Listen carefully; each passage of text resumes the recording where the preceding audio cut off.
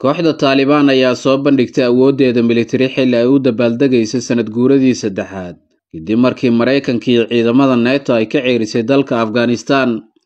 xukuumadda Taliban ayaa u dabaaldegtay sanad guuradii saddexaad ee ka soo wareegtay dib u soo noqoshada xukunka dalkaasi Afghanistan.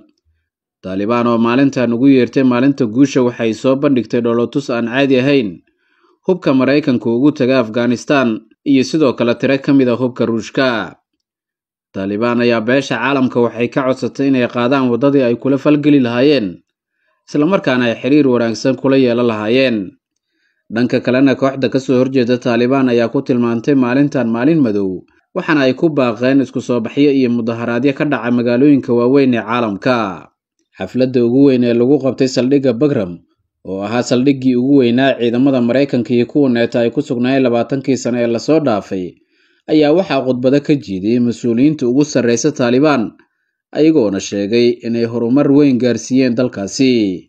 diblomaasiyiinta Iiraan iyo Shiinaha iyo wakiilo ka socda wadamada kale ee gobolka ayaa goobjoog ka ahaa xafladdan.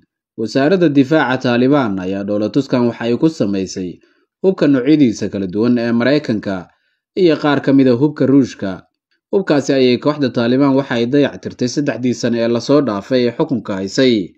Taliban oo halkaasi ku soo bandhigtay hubka iskugu jiro taangiyo, diyaarado iyo hubka lidka diyaaradaha ayaa waxay sheegtay inay horumari doonto awoodeeda militari. sidoo kale Taliban ayaa goobta ku soo bandhigtay ciidamo kala duwan. markii uu Mareykanku ka baxay dalka Afghanistan ayaa waxa uu halkaasi uga tagay hub badan oo uu sheegay in qaar badan oo ka mid ah aan la isticmaali karin, balse Taliban ayaa qaar ka mid ah hubkaasi dayactirtay. saraakiil sarsare oo ka tirsan Taliban ayaa khudbad jeediyay waxaana ay ku nuuxnuuxsadeen inay doonayaan inay xiriir la yeeshaan caalamka. Abdul Kabiir oo ah ku-xigeenka dhanka siyaasadda ee ra'iisul wasaaraha Taliban ayaa yiri waxaan doonaynaa xiriir wanaagsan oo aan la yeelano dhammaan dalalka adduunka. 3 sano ee la soo dhaafay sida ay sheegtay hay'adda caalamiga ee u doodo xuquuqda aadanaha, xukuumadda Taliban ayaa waxay soo saartay in ka badan 100 amar iyo fariimo lagu xadidayo haweenka. tiro badan oo ka mid ah dadka u doodo xuquuqul insaanka iyo dadka rayidka ayaa sidoo kale waxay sheegeen inay ka xun yihiin munaasabadda 3 sanad guuradii ka soo wareegtay Taliban inay ku qabsato magaalooyinka waaweyn ee dalkaasi.